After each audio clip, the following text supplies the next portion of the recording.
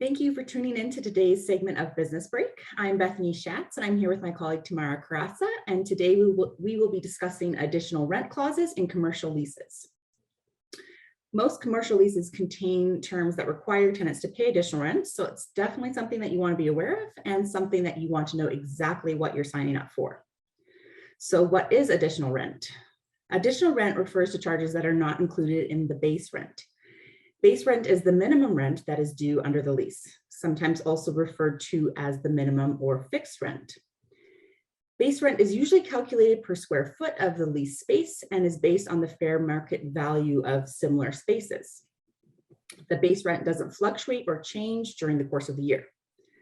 Additional rent, on the other hand, covers other expenses that the landlord is wanting to pass on to the tenant through the lease.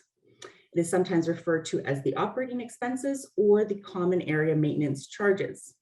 Like the name suggests, additional rent is in addition to the base rent, and it will likely fluctuate from month to month. Now, both the base rent and the additional rent can and should be negotiated.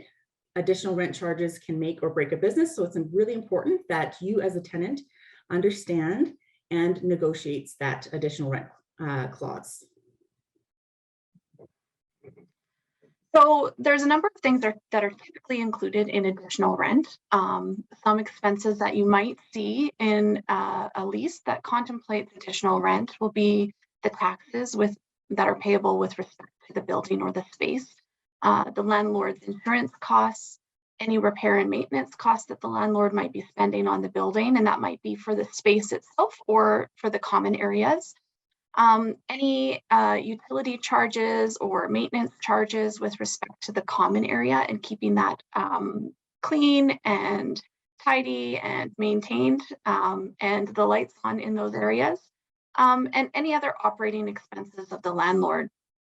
You're going to want to review your lease very carefully to know exactly what charges are included in additional rent and how to negotiate them. It's particularly important to look at this provision because at a point later in the lease, you're going to find that you are paying additional rent, and you're going to want to know what costs you are covering and whether those are legitimate costs that the tenant should be covering. Some other considerations you might want to consider when you're looking at additional rent in a contract.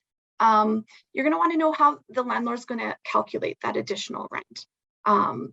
When is the additional rent going to be payable? And do you have a right to review the landlord's calculation with respect to additional rent to ensure that it's accurate? Additional rent clauses typically requires, especially in buildings where there's more than one tenant, to pay their proportionate share of the charges. Proportionate share can be calculated in a number of different ways, but it's most often calculated with respect to relative square footage of the building. This can be tricky when expenses like utilities can fluctuate widely for a building.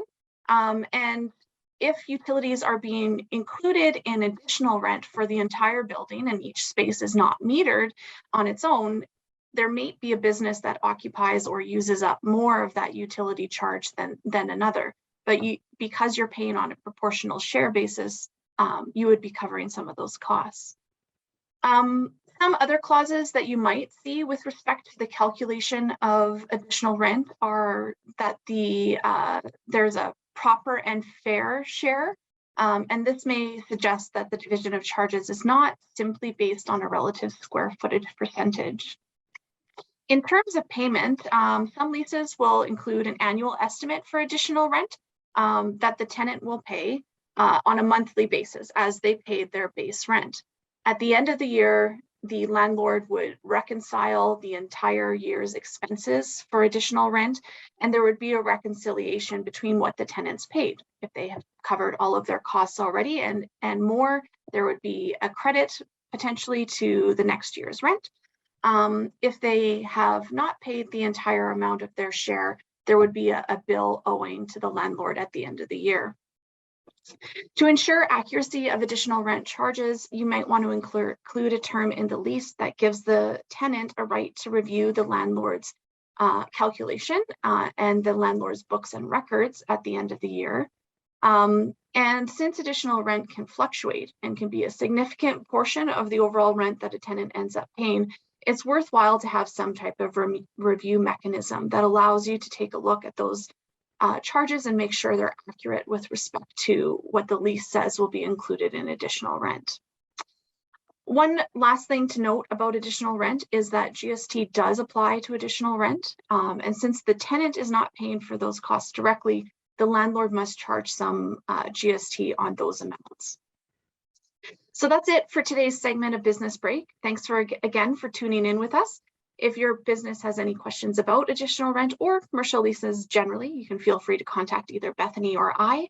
I can be reached at 780-497-3326, and Bethany can be reached at 780-497-3385. Or you're welcome to look us up on our website at www.rmrf.com.